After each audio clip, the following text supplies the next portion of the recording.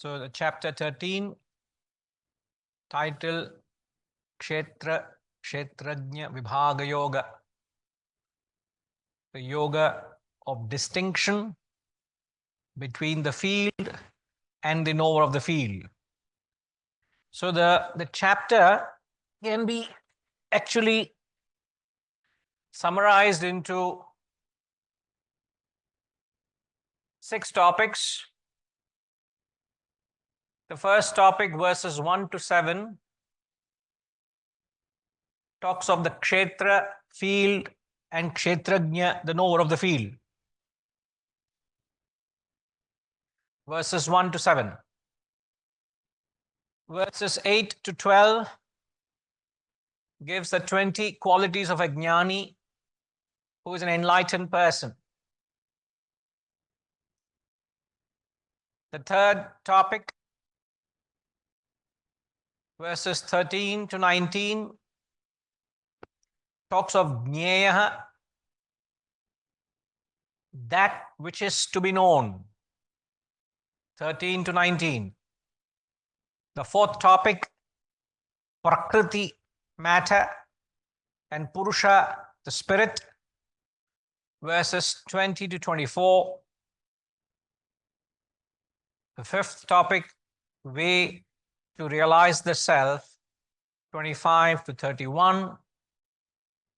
The sixth topic, with the eye of wisdom, must liberate yourself, verses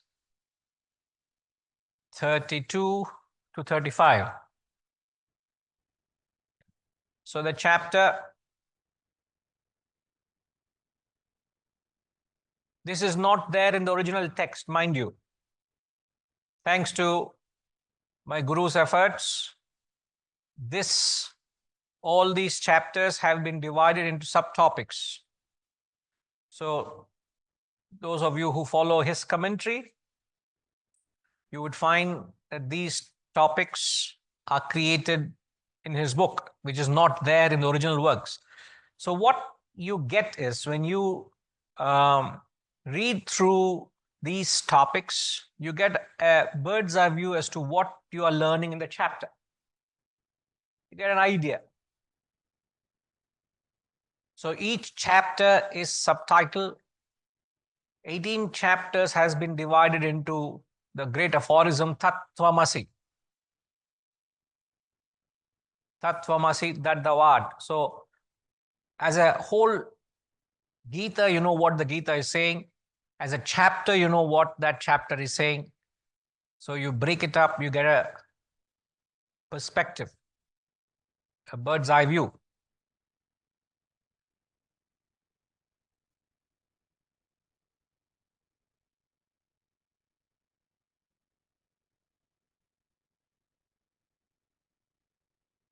I hope it's clear for you all online to see the screen, right? Okay.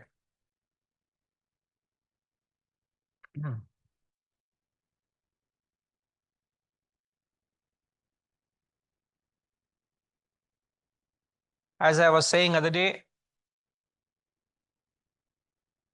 here he gives 20 qualities of a jnani. The previous chapter, he gave 35 qualities of a devotee. So who is a man of knowledge? Here he gives 20 qualities. A jnani here means a man of knowledge or a person who's enlightened. Okay. So let's get on with the text. We will chant the first verse.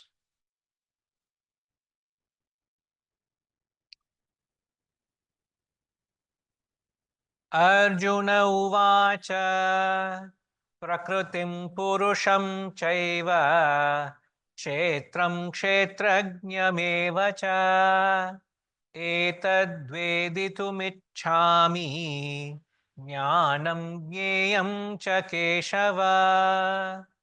Arjuna uvacha prakritim purusham chaiva kshetram kshetrajnameva cha etadveditumicchami jnanam jneyam cha keshava.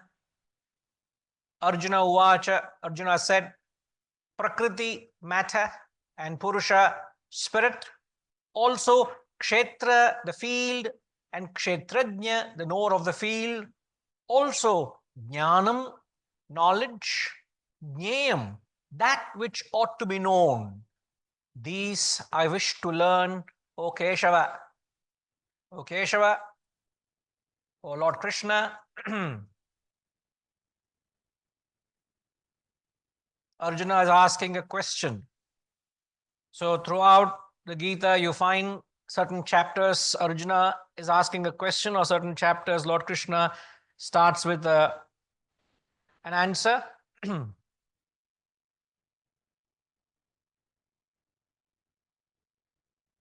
Now, this chapter begins with Arjuna's question. I don't know where Arjuna picked up these terms, because in the previous chapter, he did not mention any of these. So out of the blue, Arjuna asking questions. So you find that there is no rhyme or reason. Suddenly he is listening to something and something else comes up in his mind, and then he asks. But thank God he's asked these questions, because the Lord is answering.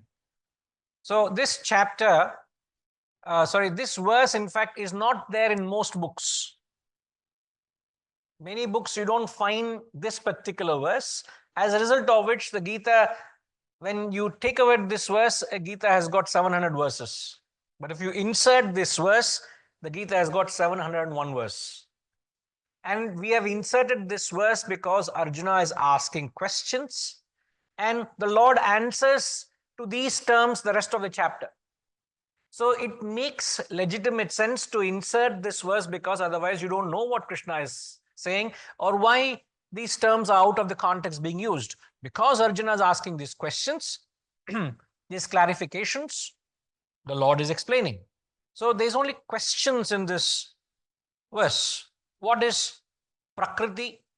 Prakriti means matter. Purusha means the spirit. The spirit here means the conscious principle, that which enlivens matter. The principle that enlivens matter is known as Purusha.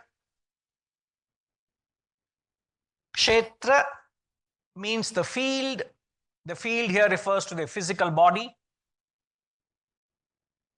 Kshetrajna means the knower of the field.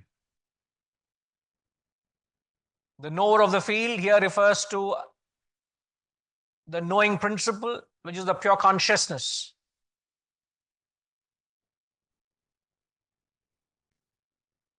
It just fascinates me to understand who a living being or a human being is.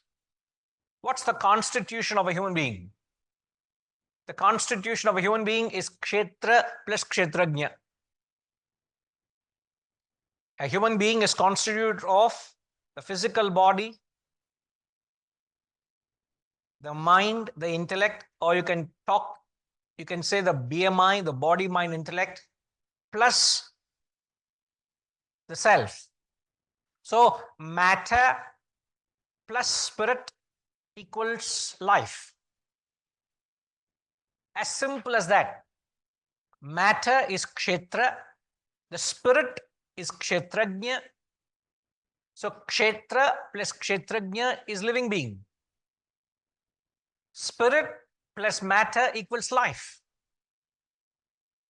It might sound quite straightforward, but what staggers me, even now when I am thinking of it, it baffles me. There is no life inherent in matter. Obviously. Like when the body is dead, there is no life. Body is lifeless. There is no life inherent in matter, understandable. There is no life inherent in spirit as well. That's the beauty of it. And when I heard that first, I said, my God. Purusha is that life-giving principle. It is that which enlivens. It's that enlivening principle. Yet there is no life in that enlivening principle. It is that life-giving principle. That's how we define it. But there is no life in it. It's understandable there's no life in matter, but there's no life in Purusha itself. But when Purusha, the life-giving principle, comes with per se dead matter, there is expression of life. That's staggering. Now, if I take an example, it will clarify it all. There is no life inherent, sorry, there's no light inherent in the bulb. When you buy a bulb from the store, there is no light in it. Understandable? There is no light inherent in electricity as well. There is no light in electricity. But no bulb will ever glow without electricity passing through it. So electricity plus bulb equals light. That makes, without the example, it's impossible to understand. You can't relate to that idea. So there is no light inherent in the bulb. There is no light inherent in electricity. But when electricity contacts the bulb, there is a scintillating expression of light. Similarly, there is no life inherent in matter. There is no life inherent in spirit. But when spirit comes in contact with matter, there is expression of life. This is definition of who a living being is. Because life expresses only in living beings. Life does not express in dead matter. Inert matter, there is no life. But very much the Purusha, very much the Kshetrajna is there. Like the chair you're sitting, the Kshetrajna is there. What's Kshetrajna? The knowing principle. That which enlivens the Kshetra. The Kshetra is the matter. But there is no life in the chair. How is it? That's why we say definition of a living being is spirit plus matter. That's only a definition of a living being, not definition of inert matter.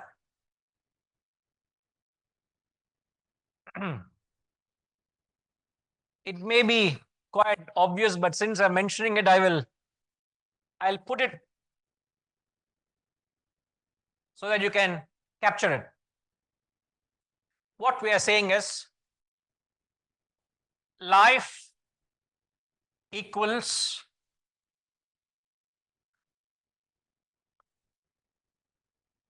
plus matter. Now, when I say life, it's only in living beings, right? Spirit is the pure consciousness. Now, when we talk of matter, matter can be divided into gross matter and subtle matter.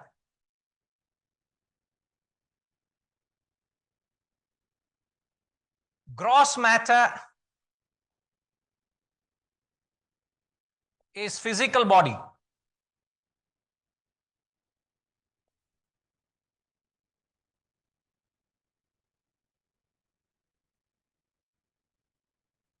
Matter can be divided into gross. Gross is physical body. Subtle matter is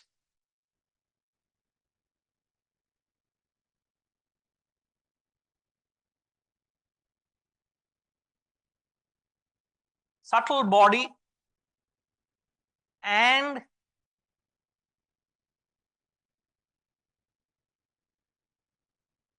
causal body. Subtle body consists of mind and intellect. Causal body consists of vasanas. Now, this is the definition of a human being, a living being.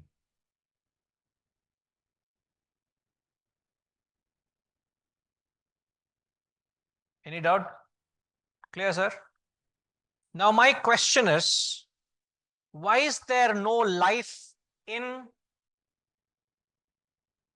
inert matter, or let's put it, rather than calling it matter, we'll say inert objects. Inert objects has no life.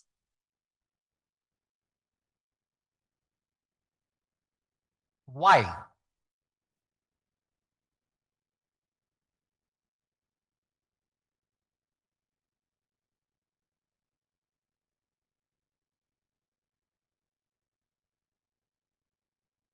Ramlama. Life is not there in inert matter. Correct? Why is it there is no life? What is missing in the equation? Something has to miss. Spirit. If you say that spirit is on, if you say the spirit is missing in inert matter, you mean to say God is not all pervading? Lord Narasimha came from a Pillar. stone, Yeah. God is everywhere. So the spirit must exist in inert objects. There is a question of it not being there. It's very much there. Should be there. By definition, because it's everywhere. We go to the extreme and say it is also there in the space occupied by the dead body.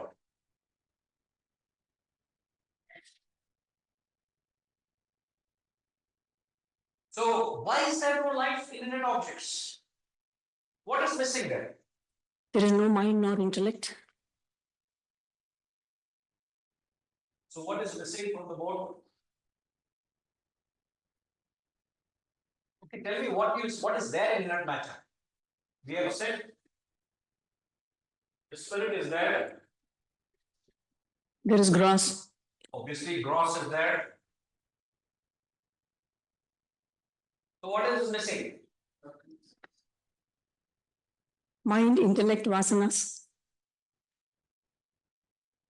What you can say is this The subtle matter is missing.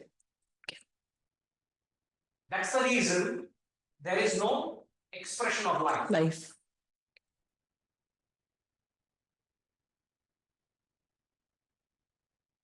Because, so when you go for deducting it, you get an idea. Yes. But what's the most fascinating thing, as I've said, is there is no life inherent either in spirit or in matter. By itself, there's no life in it. But it is the combination of spirit and matter gives life. That's the staggering part. You can keep contemplating on that and just be blown away and amazed by that idea. Can we assume that there is Okay, ma? then Origin.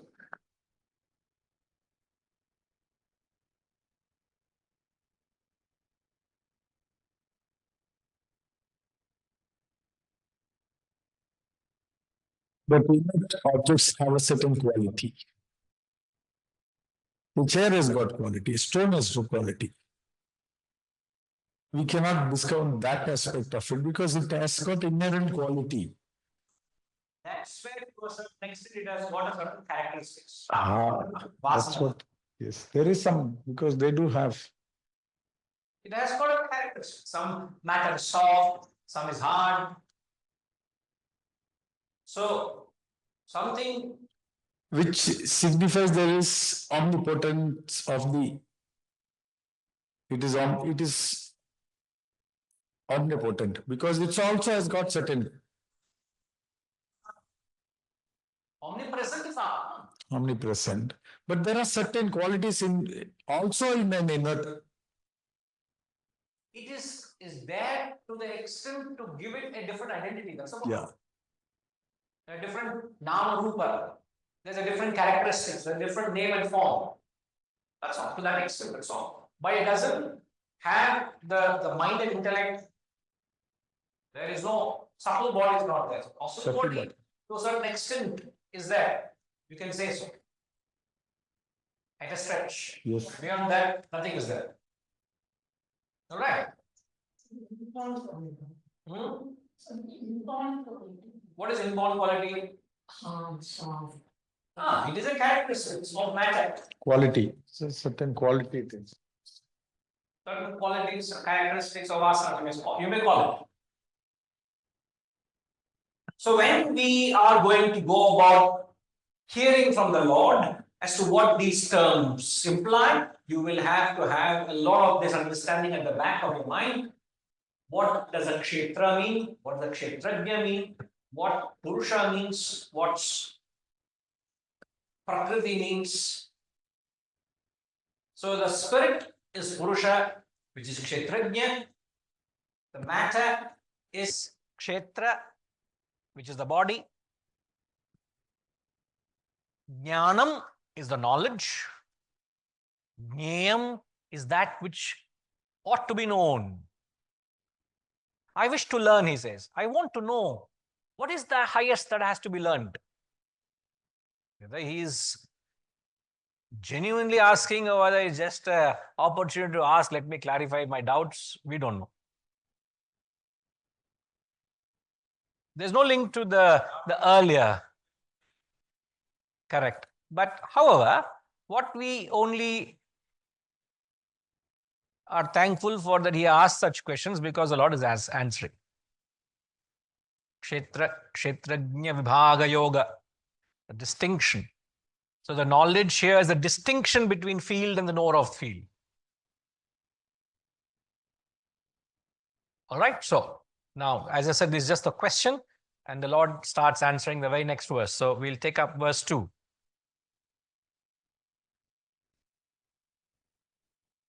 Shri Bhagavanuvacha idam shariram kaunteya kshetramityabhidhiyate etadhyo vetti tam prahuhu kshetrajna iti tadvidaha. Shri Bhagavanuvacha idam shariram kaunteya kshetramityabhidhiyate etadhyo vetti tam prahuhu kshetrajna iti tadvidaha. This body, the blessed Lord said, this idam shariram, O Kaunteya, O Arjuna, is called kshetra, the field. He who knows this is called kshetrajna, the knower of the field, by those who know of that. Tadvidaha.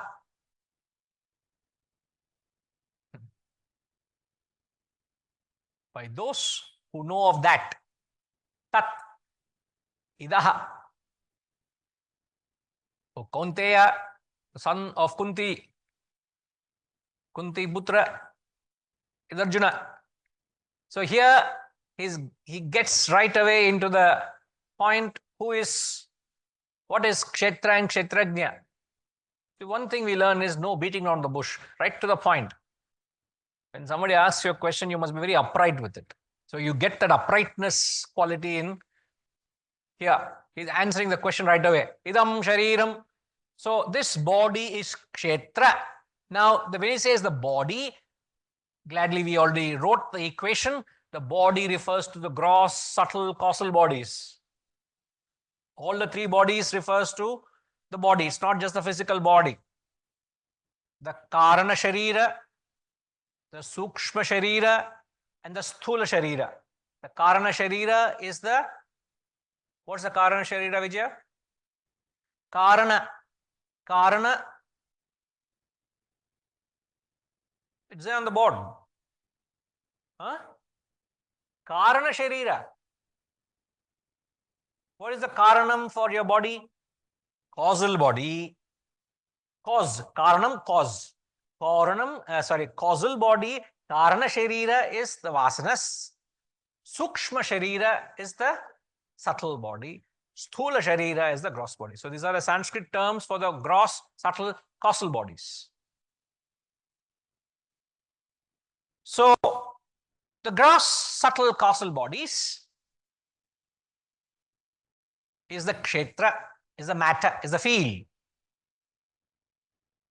which is all the problem it starts. The problem starts with the bodies.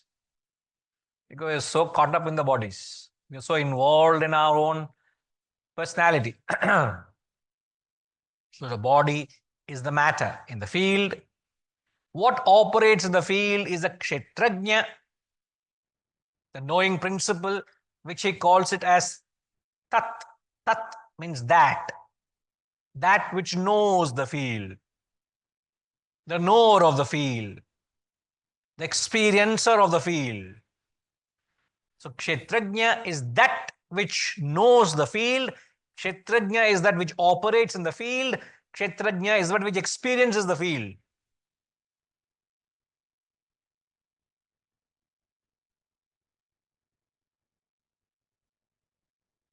We already took the example of bulb and electricity.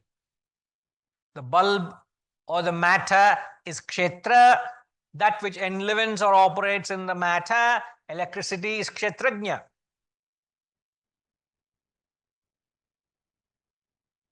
Now, when you go back to the statement we made, there is no life inherent in the bulb. There is no light inherent in electricity. We can say, if you take the example of petrol and a car, there is no motion in petrol. Petrol by itself is motionless. The vehicle by itself is motionless. But when that piece of machinery, which is just nothing but iron and steel in a particular form, what is the engine? What is a car? Nothing but metal in a particular form. But petrol, which is motionless, causes motion. Petrol itself doesn't move. It needs the matter to move. Similarly, the spirit needs the matter for life. Otherwise, by itself, spirit is useless. It has nothing. It is just existing, that's all. And what that spirit is, kshetrajna, is God, what you call as God. No life. It is life-giving principle, but there is no life in God itself. My God. Oh my God. Hallelujah. Oh my God. I didn't know that. What is God and what is the reality of what that Brahman is and what we have made of it is a mockery. Absolute mockery of what God is today. God has forgiven me for my sins. What sort of a concept is that? Who is God to forgive you for your audacious actions? Your ignorance. What has God got to do with it? So, tadvidihi. By those who know of that as different from this. That refers to kshetrajna, this refers to the bodies. So, one who knows the difference, he who understands that as different from this, has understood the essence of this chapter, because the chapter is trying to distinguish between kshetra and kshetrajna. They are two different things. Chalk and cheese, they are two different. The characteristics of that, what is that? Kshetrajna. This is the kshetra, the bodies. The characteristics of the kshetra, the characteristics of kshetrajna are two separate. So he who understands that as different from this has got the bull by the horns. But the problem is they both are together. And that's where you got to segregate. See, imagine if I were to give you in a bowl. In a bowl, I've got 100 marbles. The marbles are, one is blue color, other is red color. I tell you, can you separate the marbles? What would you do? Very difficult job to you, Sureshji. Separate them. What would you do? What is each one means what? Blue and red. Why green came in here? Blue and red, two colored marbles are there. By the moment you take out all blue, instantly red is automatically separated. You just take out blue or you take out red, automatically the other is segregated. But the problem is we are colorblind. We don't know which is blue, which is red. That's our situation. We are not able to have that clear viveka. Viveka is discrimination. The clarity of thought to say what is matter, what is spirit. We are not able to understand the characteristics of spirit, the characteristics of matter. Like yesterday we said, Brahman is responsible for everything. Brahman is not accountable for anything. I would take that as a quintessential statement trying to understand Brahman. It is responsible for everything. It is not accountable for anything. That ability to give it that credit where it needs and say where it is not relevant. And he who separates this from that, he understands Kshetra and Kshetrajna. You will understand the difference between action and the acting principle. The action and the activating principle.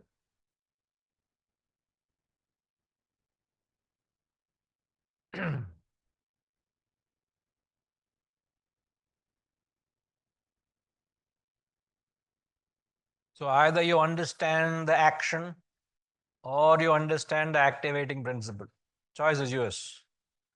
Either you understand, as I said, either you segregate the red marble or the blue marble. You both are segregated, separate.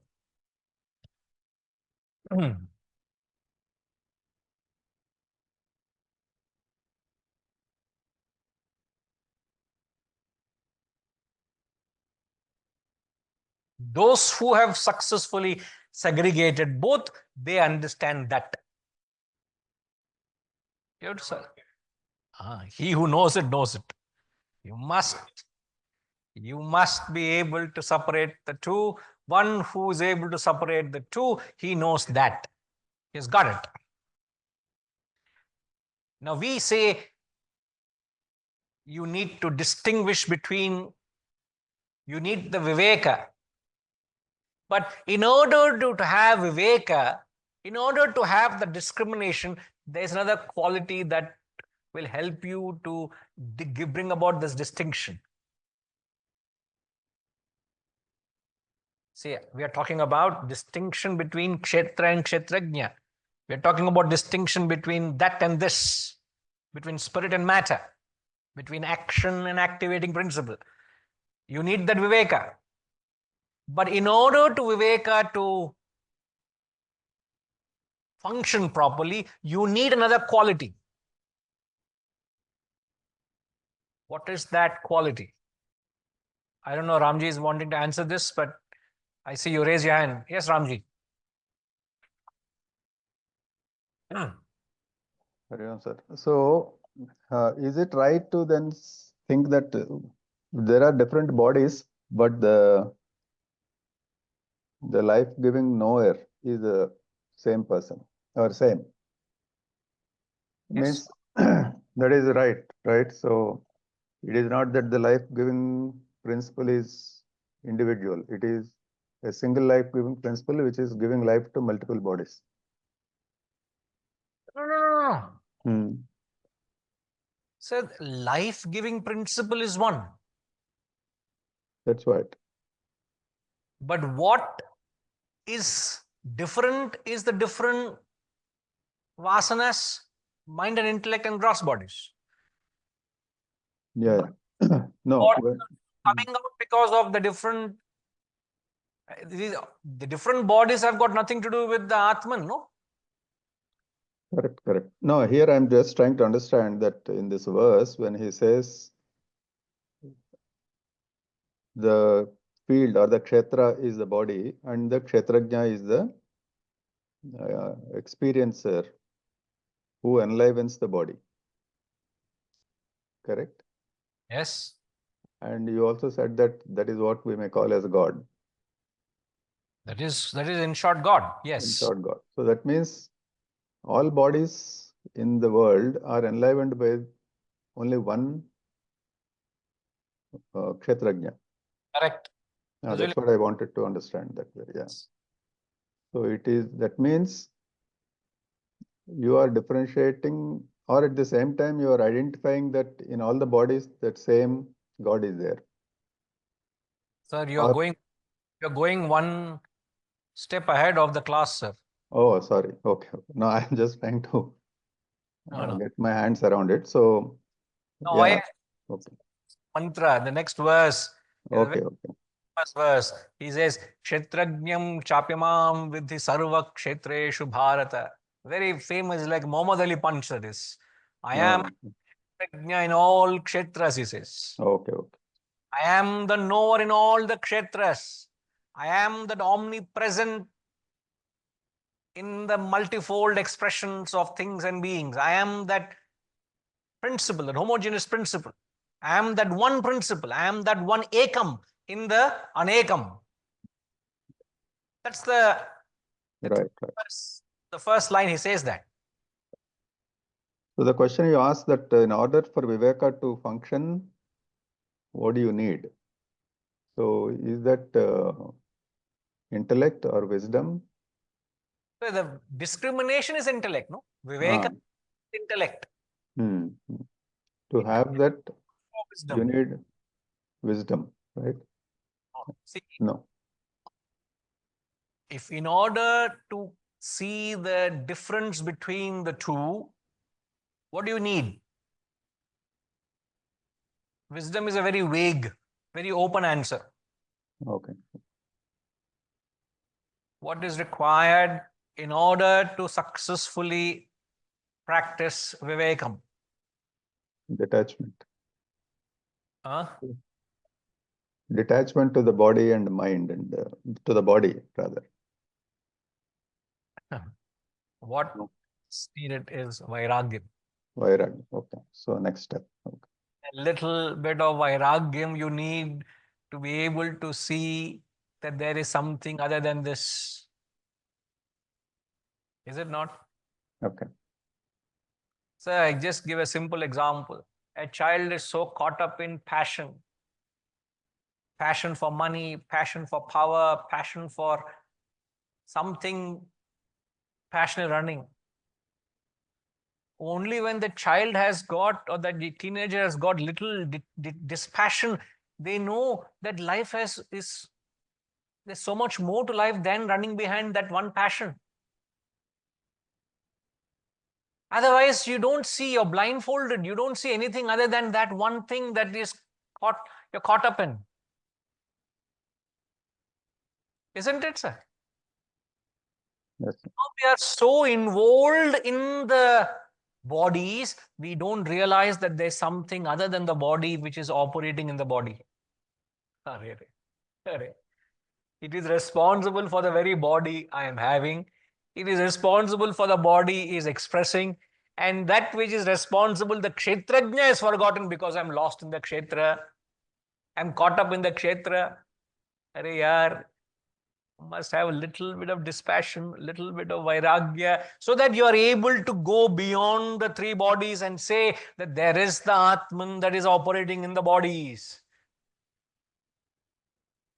Now, this is a real stuff this chapter is talking about, real philosophy. Otherwise, where do you have time? Where do you have interest, inclination to pursue jnayam that ought to be known? Catch hold of somebody on the street and say, jnanam jnayam. What jnanam? What jnayam? What are you? You're talking, you'll be saying. What are you talking, sir? I am busy running around. I have so many things to do, being a Sunday, this, that. He's caught up. He doesn't have time for jnayam. Ought to be known. It is your birthright to know that self. Where is he interested? Where do you have the time? If you want to indulge, I wouldn't say the word indulge. If you really want to pursue this, you must have a certain amount of vairagya for the world, sir. There's so much of the world that comes to you, in the world today you're in. There's so much of the media, the world Social media brings the world to you. You don't have to go in search of information. The world comes to you. When the world comes to you and pounds itself onto you, you should have so much vairagya and say, no, I am not interested in it. And just sit back and still have the shraddha to study this Vedantic knowledge. We are not all in a sitting in hermits somewhere in the woods where we are not in connect with the world. We are very much in the din and roar of the marketplace, where the world pounds us with so much of distraction. How not to get swayed? Only by having vairagya. To the extent you have vairagya, to that extent you have a chance of discriminating distinction between kshetra and kshetrajna. Otherwise you are carried away by the kshetra, no? You're caught up in the kshetra. Where would you have a chance of exploring, identifying, finding out what the kshetrajna is? Alas, alas, you lost it. So in order to viveka to work, you need vairagya. I tell you, it's just music. Kalara priya idu. Idu ragam. Idu enna ragam idu. It is just music to the ears. It is such a divine music. Sadly, I am deaf.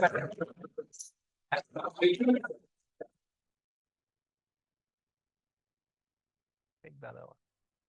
I'm completely deaf and dumb and blind to all this. I don't know. I'm not able to relate to that divine music. I don't know.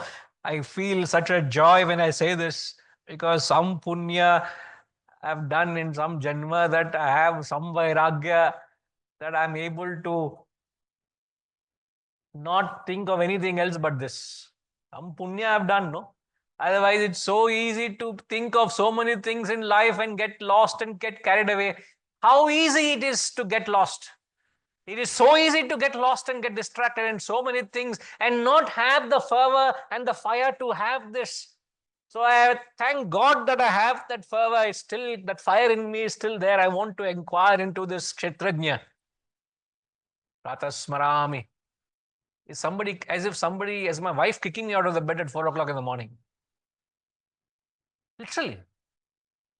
Is some force out there that just pulls me out. I want to linger also, I can't linger. That kind of helpless, that search is so genuine, the search is so sincere. The search has to happen because there has to be that vairagya. Otherwise, believe me, you will have every reason to get caught up in something that you're doing. You're caught up in something you're doing because you don't have vairagya. So you will not do justice to this viveka, the distinction, unless until you have vairagya. That, when these two connect, is like two wires get connected, that spark comes. That spark comes within you only when these two dots, viveka and vairagya, must connect. Otherwise, it's meaningless. Totally meaningless. Most of the people are caught up in the perceptions, emotions, and thoughts. Most of them. And those who are caught up in the perceptions, emotions, and thoughts are known to be extroverted. So while you're perceiving, while you're feeling, while you're thinking, you can get caught up in the perception, emotion, thought. You see a beautiful sight, you're caught up in that perception. You hear something beautiful, you're caught up in that emotion. You're entertaining some beautiful thought, you're caught up in that thought. They are the extroverted people. Then what about the introverted people? The introverted people are those, when the perception, emotion, thoughts comes their way, they are instantly attuning to that which enables me to perceive, that which enables me to feel, that which enables me to think. Like right now when you're hearing, you can either get mesmerized by what I'm saying, or you can say, it's not what I hear, that which enables me to hear what I hear. What is it that's enabling me to hear? It is the kshetrajna in me. that is enabling me this kshetra, which is the ear, to hear. Correct?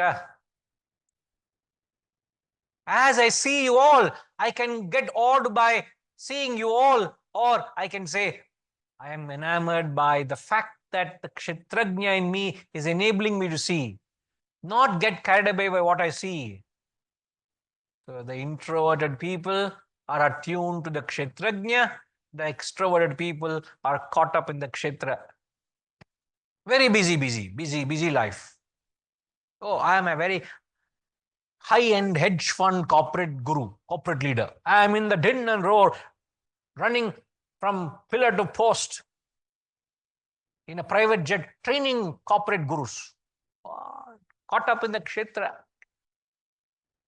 Everything that you do, you're caught up in the kshetra.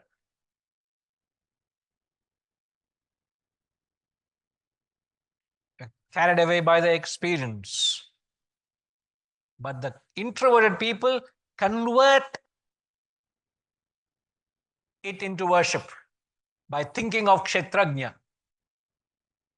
If you are able to think of kshetrajna when you are operating in kshetra, then you have enough viveka to know the difference between kshetra and kshetrajna. You know the difference between this and that. What an opportunity. What a blessed opportunity. I'm talking of my life. I'm not talking of anybody's life. Nothing is there that is distracting me from my sadhana. Nothing. It's like I've got that famous staff of Moses in my hand. Family is not an obstacle. Financial need is not an obstacle. There is no pressing desires that should distract you, not an obstacle. There is nothing that is an obstacle. So everything is actually paving my way, clearing my way for the discover the kshetrajna, realize the kshetrajna. Otherwise, the kshetra can be a thorn in the flesh. No thorn at all. Bed of rose petals. To discover the kshetrajna, not to get carried away by the kshetra. I don't know how to be thankful. I have no words, short of getting emotional. Not really. I know what it is. But you got to feel. I'm only trying to share. It's just not mere words that I'm saying here. Is you got to feel these words. You got to relate. It's as I'm saying, you can't continue. You're almost short of doing dancing because you're so much intoxicated. You got to be intoxicated with these words. Sadly, I can't inject that to you. Please, sir, can you intoxicate me a little bit? My words cannot intoxicate you. I can't do that because you got to relate to it. It takes years and years of sadhana to relate to these words. It's not easy. Not easy at all. You got to do sadhana to relate to this.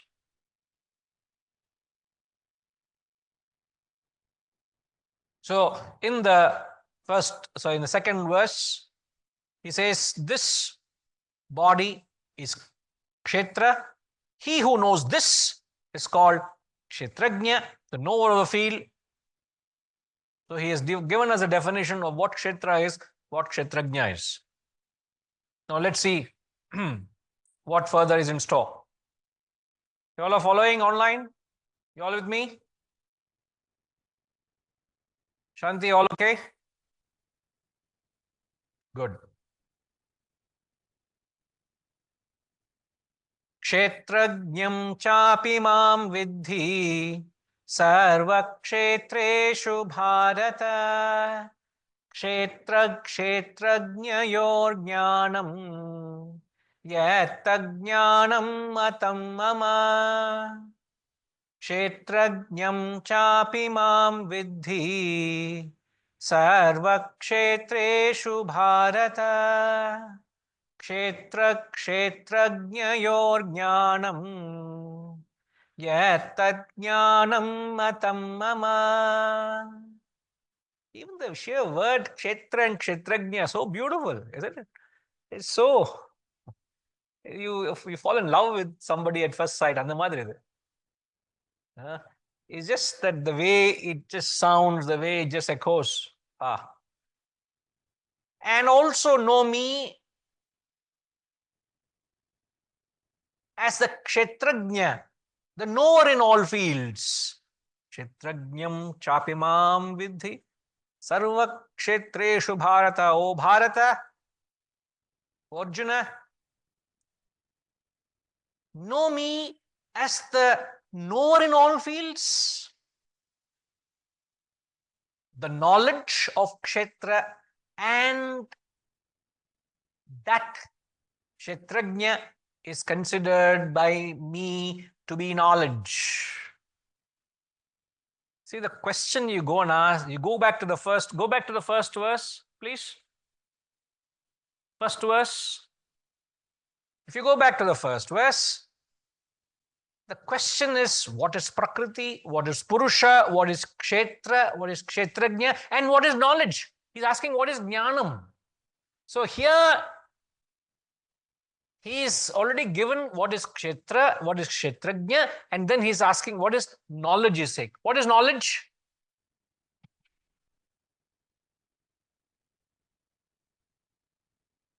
The one who has knowledge of Kshetra and Kshetrajna,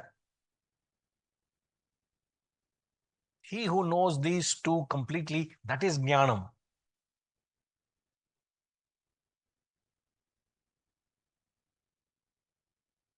One who knows them clearly, who have the knowledge to be able to discriminate between the two.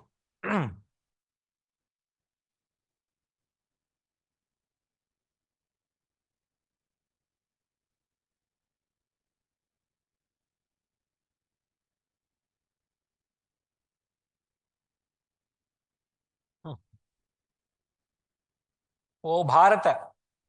Bharata means one who is born in this country, India, Bharat. So what?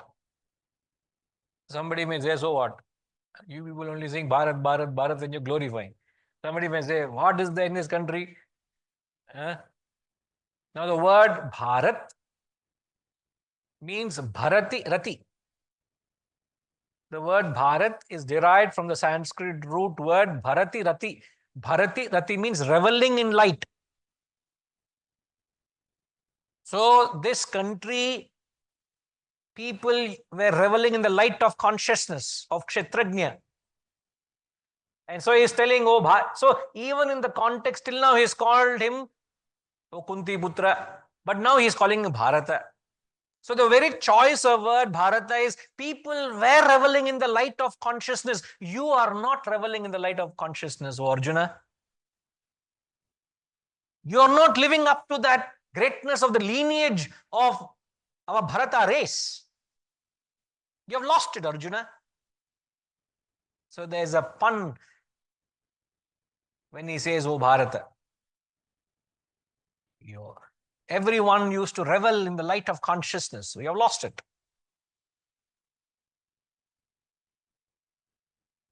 Kshetrajnam chapimam vidhi sarva kshetreshu Bharata. So Krishna is actually declaring, Ramji, stop sharing.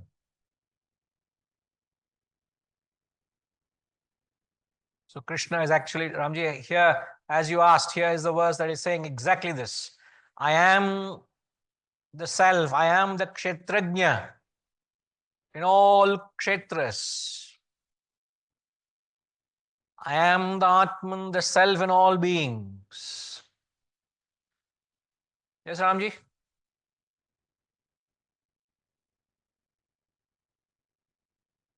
Yes, sir. So that is very clear. Very He is clear. very emphatic about that. And so when he says, I am the Atman, it is not Mr. Krishna or the Lord Krishna we are talking about. Yeah. People, those who are fanatic to the form of Krishna, think Krishna is God.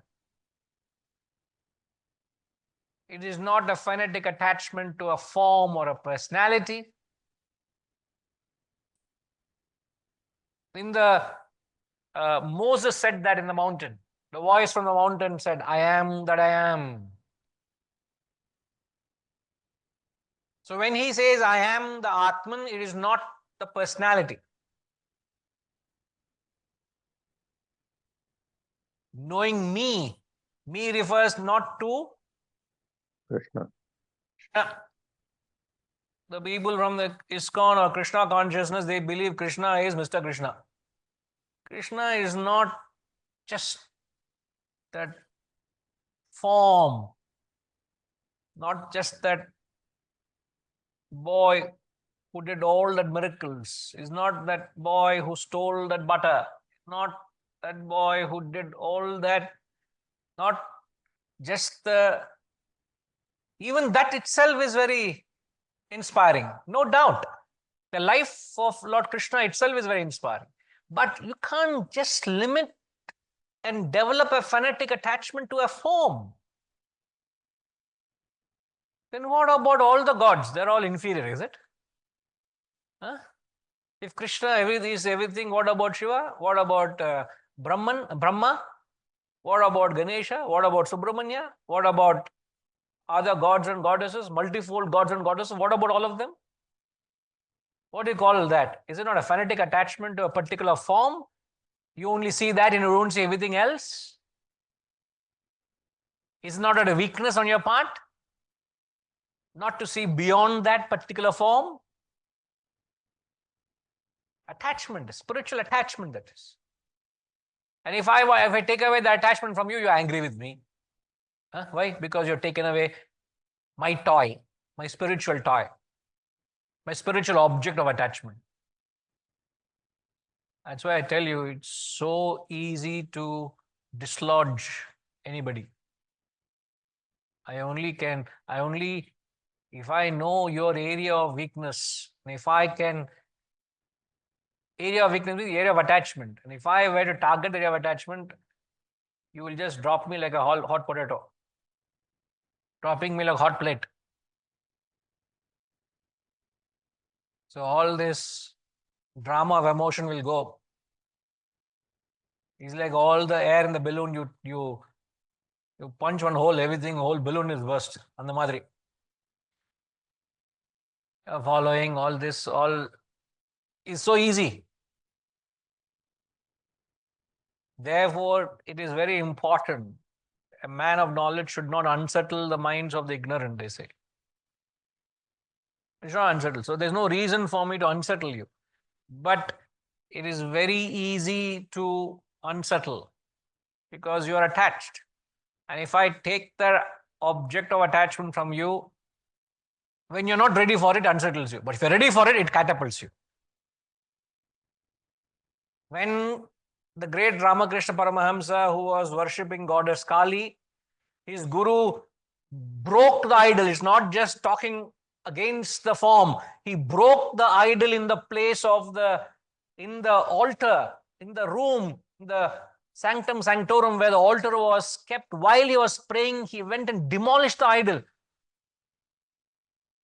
And that act catapulted the great Ramakrishna to the state of realization. He went beyond that form. So what the guru did is, by breaking that form, he transcended him to that formless reality. You get that? You need to get to the formless through the form, but don't develop a fanaticism to the form. So when Lord Krishna says, I am that self in all beings, it is not that it is the personality of Krishna is there everywhere. No, it's not the personality. Get over that. So when they use the word I and me, it means the self. It doesn't mean a personality.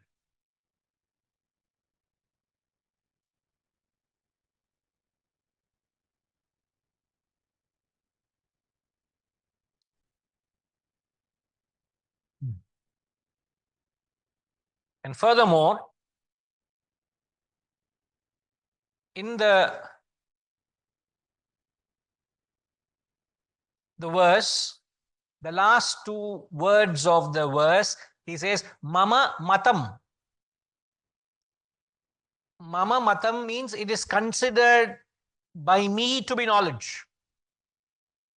So there are areas, sometimes in the text, there's a difference between opinion vis-a-vis Sanatana Dharma. There is a difference between an opinion and Sanatana Dharma. Sanatana Dharma has no opinions of any individuals. But here, when he says, in my opinion, this particular section where he says, the knowledge of Kshetra and Kshetrajna, that is considered by me to be knowledge. It is his opinion, he says.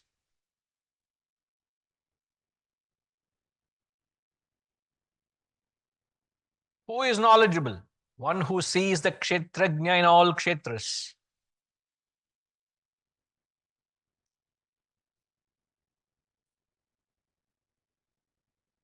In the sense, you may say, this is what I'm saying. So this is what Krishna says. So therefore it is Krishna, it is there everywhere. So you will misinterpret that way. It should not be misinterpreted that way. Because Krishna says, so his opinion. So he is saying it.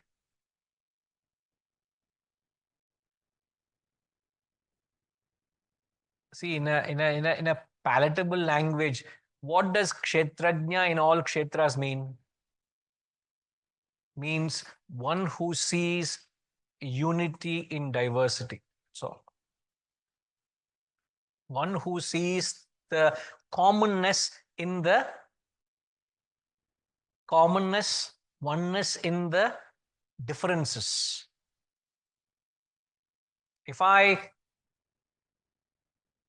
see you as a Hindu, if I see her as a Christian, if I see you as a Jewish, if I see him as Islam, if I see you as an atheist, and if I see each one of you as different, belonging to different religions, different castes, different personalities, then I am seeing no oneness. I am seeing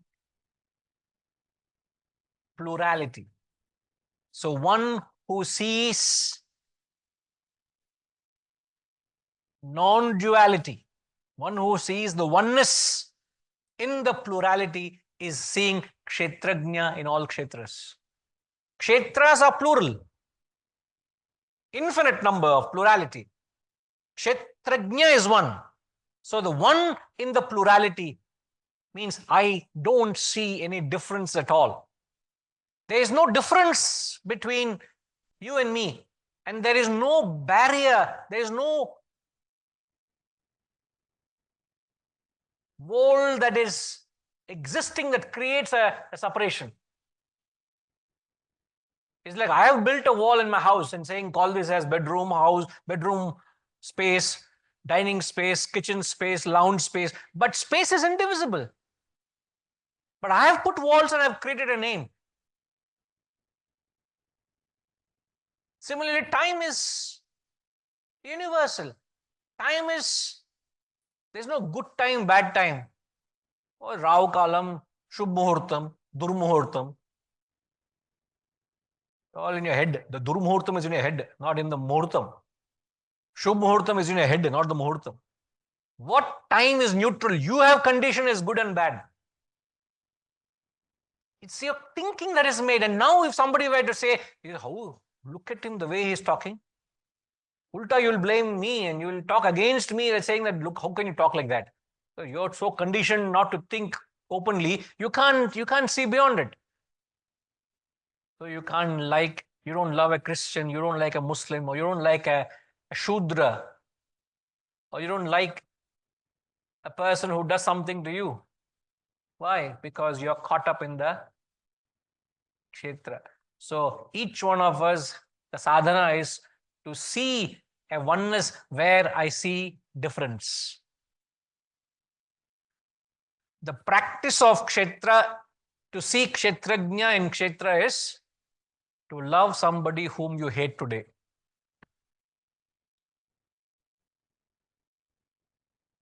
If it's a mosquito that you hate, start loving mosquito also. But you say you kill it with love. So he says, my dear, I can't allow you to live and me to live. If you live, I'll be ending up with disease. Therefore, I have to let go of you or get rid of you. So please forgive me for doing so. So you don't have to kill it with hatred. You suffer, you fellow. You may say, I'm giving you moksha, otherwise I will suffer. So your thought process is different. So there is no reason, and I've said this in the earlier, there is no reason to justify your animosity to any part of the world. For whatever the world may have done or does to you, there is no reason to justify your animosity to that person or being or that part of the world. So your sadhana is to see kshetrajna in that kshetra also. Oh, Kashi is a spiritual kshetra. Las Vegas is not spiritual, it's a indulgent kshetra. Sinful capital, sin capital. Las Vegas is sin capital. Rishikesh is Rishi capital. Kshetra, you must see kshetrajna in Las Vegas also. The same Atman is there everywhere. Hate the sin, but not the sinner. Hate the quality, but not the personality. So I'm hating the sin, but not the sinner. So I can see the kshetrajna in you, no? I may hate you for that one nagging quality you have. But you're a gem of a person. I see the Atman in you. I should not hate you because of that one quality. Why am I hating you? Because I am caught up in kshetra. So when you start mellowing that concept down, when he says, I am the kshetrajna in all kshetras, it is good to talk from a higher point of view. When you start breaking that concept down into applied philosophy, you say, how do I practice this quality? Hate the sin, not the sinner. The same God is there in every thing and being. Each one is helplessly functioning on his vasanas. So what have I got to do with your nature? As long as I don't become a victim of your nature, I can identify with you. I've got nothing to do with you. So there are many ways you can break this concept down, but ideally I would not do that. It is just to relate to that level, at that level to say, Kshetrajnam chapimam vidhi sarva kshetreshu bharata. I am that common principle manifesting in all beings. I am that common factor. Sure. It's a very powerful statement.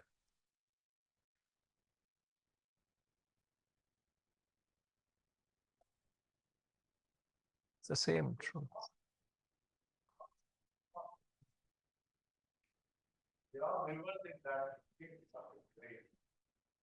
It came new to them. They were new to that profound truth. So every master took from this ocean of knowledge. They brought it out in their own way. But this ocean of knowledge has been flowing from time immemorial. Thousands of years. That's what Bharata, we all have been reveling in the light of consciousness. Okay. We'll just answer this question and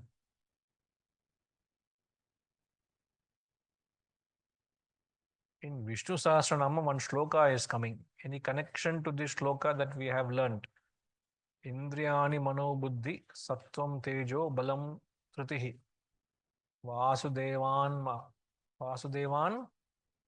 mahan yahuhu kshetram kshetrajna evacha. Yeah, there's a reference to this. Yes, correct.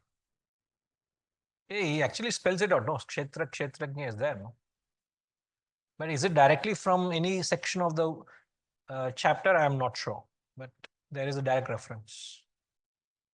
Is there, huh? And then you're asking to check whether I know or what is it you're doing? I don't know. No, you know that is appearing in the 16th verse. And then you're asking me,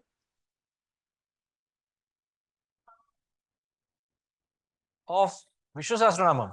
I thought of the Bhagavad Gita chapter 13, I thought. Parvalye. Okay. Keep reveling in Kshetrajna. The longer you are able to revel,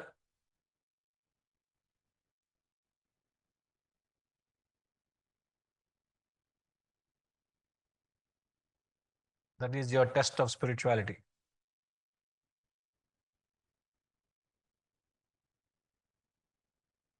Every kshetra you go, you only see the kshetrajna.